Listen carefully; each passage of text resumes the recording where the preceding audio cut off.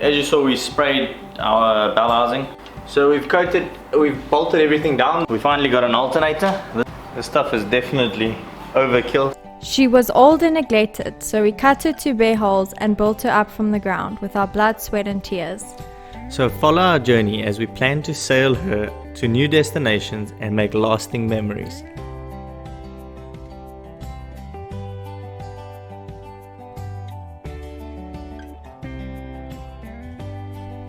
Since we have been working at Basil's workshop, we got to see the process of building his MIKO truck's panels using epoxy and Lysol, which he then vacuums. Way better and cleaner than hand layups, that's for sure.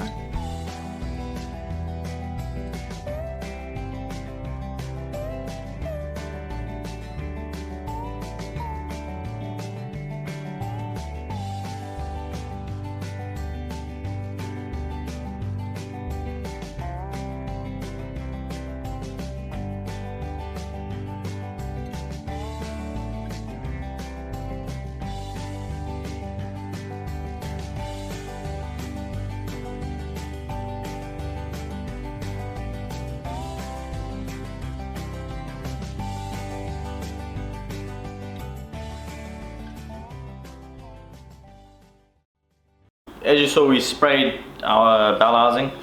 Everything looks good, nicely coated. We've got a couple of layers of epoxy, a couple of top coats of urethane marine 2K, and now we're gonna replace the bearing seals, and there's a couple of clips. So we've got new seals, new bearings, double lip seals, and some new circlips for them, and a lot of grease. We're gonna fill these puppies up full of marine waterproof grease. So I just got some acetone. I just wanna remove any debris that might have been left there. We've already washed it in that. So I'm just going to take some of this, wipe it down nicely, and it evaporates pretty well.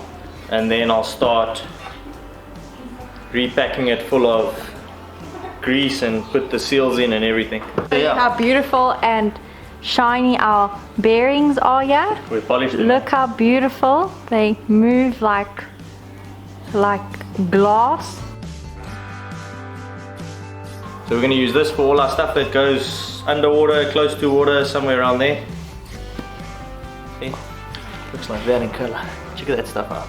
Some crazy blue. Now I've used this stuff before. I used to do my jet skis bearings with this, and I know this stuff is super solid. It works really well. So it's going to apply grease on all the outer surfaces of the seal, inside the seal, inside the surfaces where it will be seated. So everything just gets a good coat, and then we'll pack the bearings also with it.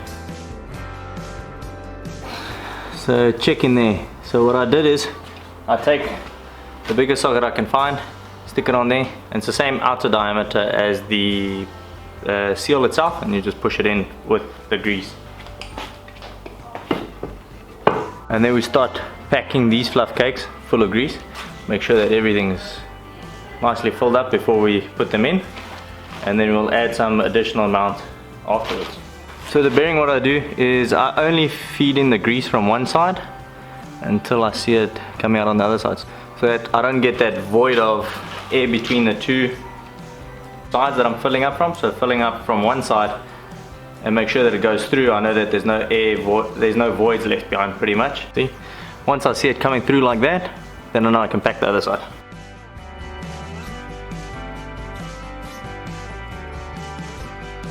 First task is to get this bearing onto the shaft, and then we're gonna put a circlip in there before we fit it into the housing, because it's easier just for me to do it that way. So what I'm gonna do is take it onto the vise, support it nicely, put it in there, get a wooden wedge, and just tap it on slowly until she goes on. A bit of lubrication. That's cleaned up. We've got the seal already inside there, and now we're gonna put the first of the two circlips. They run monsters like this inside, which hold the one face of the bearing. I'm struggling to get that bearing on. There is a bit of muck on it. Here's where the seal sits, so I'm just going to try and polish that up a little bit so that none of those marks damage the inner lip of the seal. So we're going to get some sandpaper, some 2000 grit, and we're going to try and polish that up.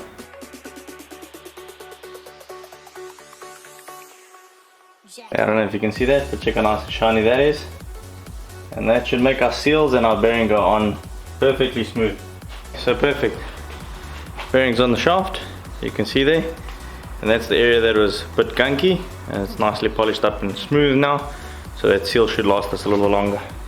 The circlips on the shaft drops in this way. Keep that bearing protected for long. First clip, circlip in. Second circlip controls the depth of the seal seating area, so that you don't push the seal beyond the place where it should be, and a brand new seal. That's what she looks like now, with the shaft in, nicely lubed. And now it has this oil lube feed area, where we're going to pump it full of grease until it comes out. We're going to see what effort it takes to make videos, to upload every single week. That's what it takes. So while I'm busy building,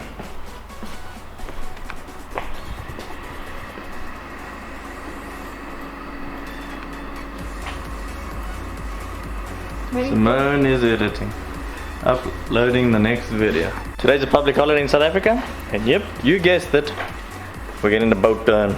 Working.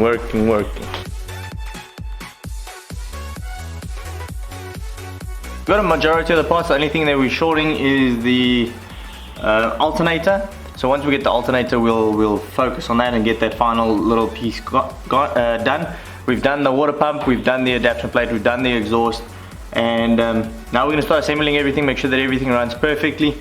Get the control panel for the engine going, make sure that RPMs, everything lights up, the temperatures, pressures, everything's working there, and before we take it to the boat and try and get it in.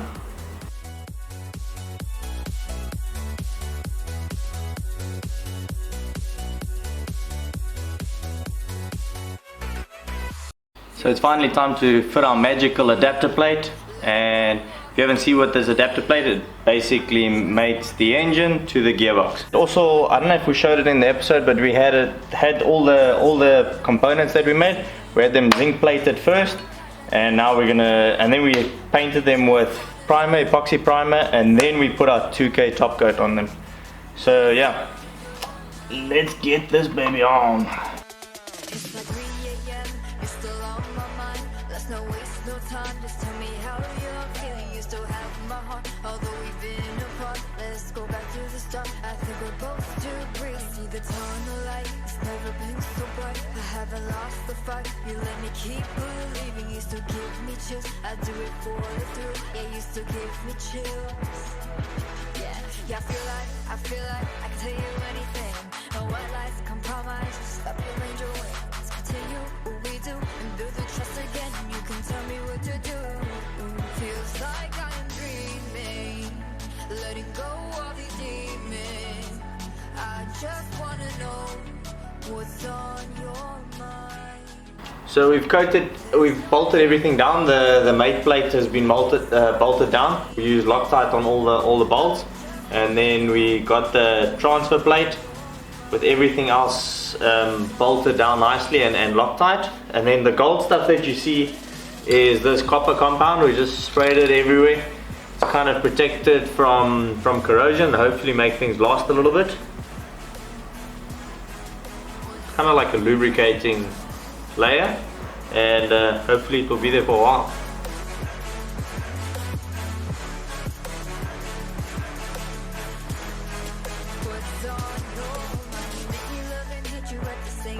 So everything's been tightened up nicely, and we got a perfect, nice balance, tightened, cross tightening and everything, and it's been tightened to engineering standards of South Africa, and we call it Murfas.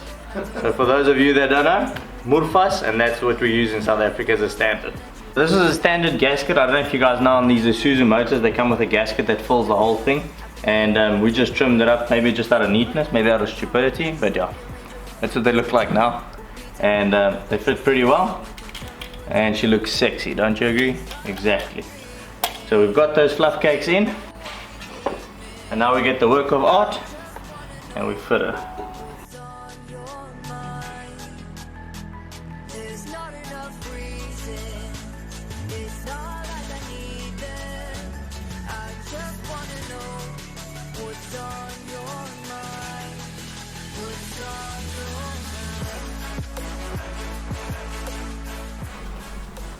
And there she all bolted in real nice. Check how nice that looks, man.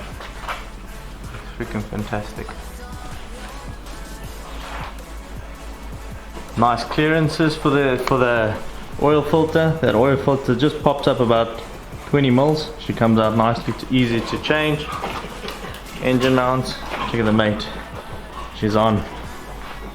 Beautiful. We finally got an alternator. This is our alternator. It's a 160 amp alternator.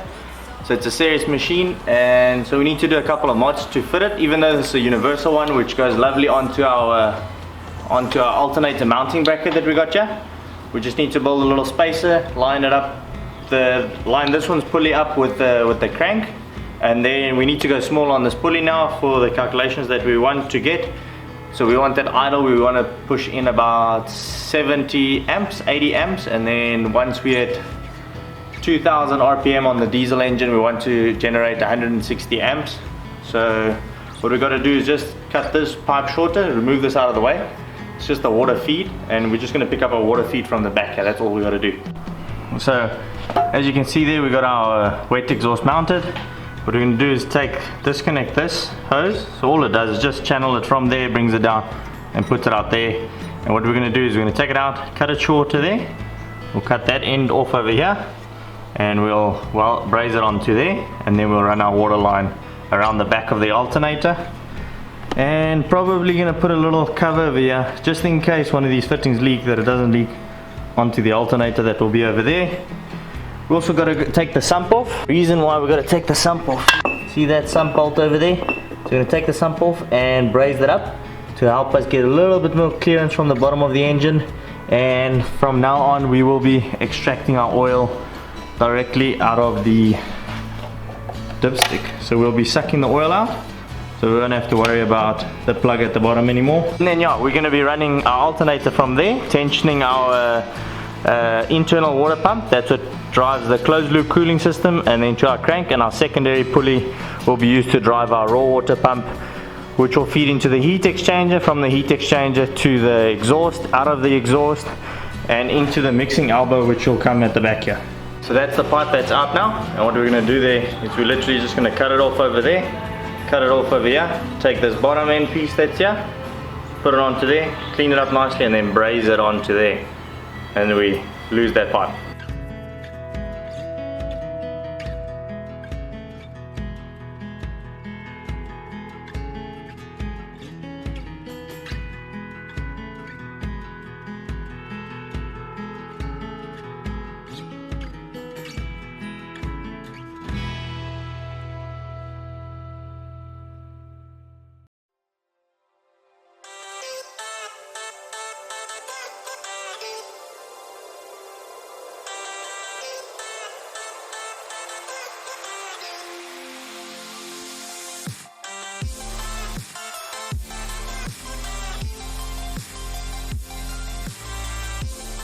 Do a quick drain so that we can get the oil out, because we're going to blank this drainage point.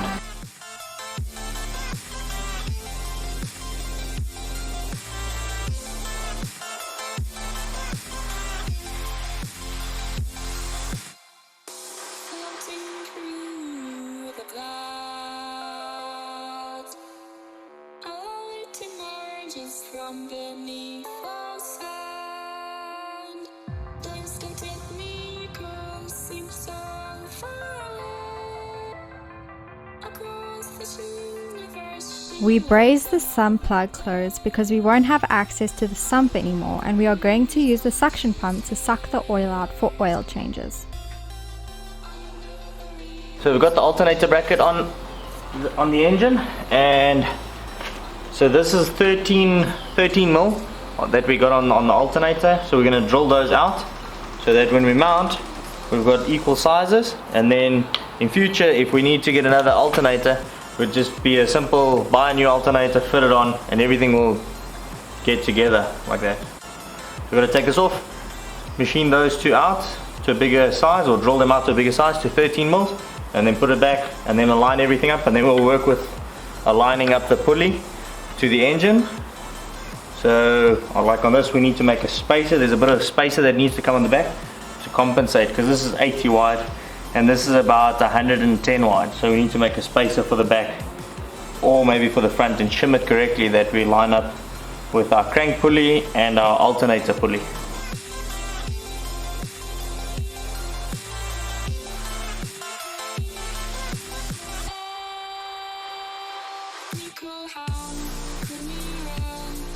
One more thing that we got to do, or that we're choosing to do, is we got these lines that run here, and they run to the oil cooler. The oil cooler is back here, so there's the oil cooler by the oil filter, and then obviously you can see these connecting pipes and joints, a whole bunch of joints and non-standard to what we want to do, and that's bypassed. I'm going to take those lines off and replace them with new lines that we got now. Here's the new lines, proper made for it, and we're going to run straight lines direct from there direct to the intake, and from there direct to the return.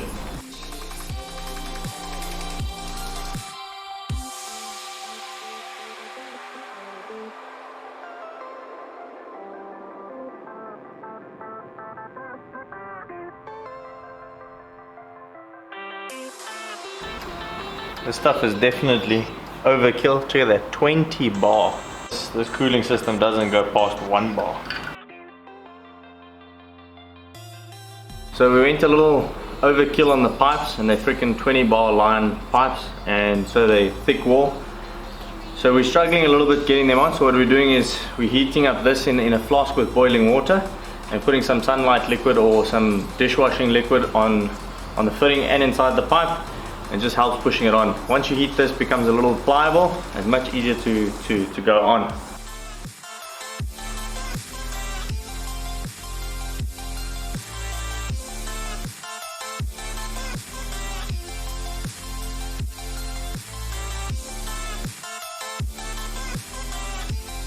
We then got started on making the spacer for our alternator.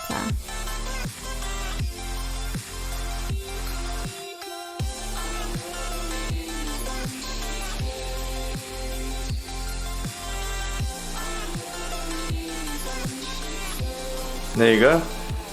There's one spacer made for our alternator. As you can see here, we got the new alternator on, and then there's the alternator adjuster bracket. That's the original one. So we just got to beef that one up and change the radius slightly, because you can see we're not getting all the radius, it's hitting over there. So I'm going to take a little bit up first and then do the angle with the slotted groove there, and then change it from, which this one originally is a 8mm to a 13mm hole. And then have a little bit more travel so we can adjust from there to there. So the bush that we made, there it is over there. That bolt, we're just waiting for the correct bolt to come on Monday, because this is imperial size. So we're gonna get that bolt, and then that's the spacer.